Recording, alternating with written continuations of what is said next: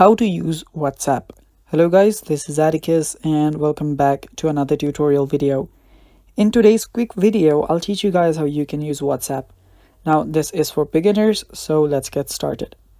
The first step is make sure that you have the WhatsApp app. You can get this on your App Store or Google Play Store. After you just get the WhatsApp app, make sure that you log in using your mobile phone number.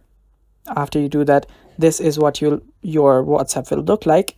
And now if you want to start chatting, you can just head over to the chat section on the bottom here and then simply search for the person that you want to chat with.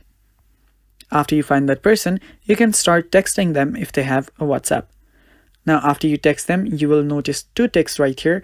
Now here, as you can see, the two ticks actually means delivered, that they have received the text.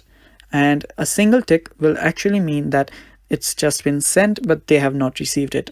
Now that is when they are not connected to the Wi-Fi or they are not reachable. Now as you can see, the blue tick here means the text message has been read. Now from here, you can call them, you can video call them, it's right on the top right corner. And also you can start sharing GIFs.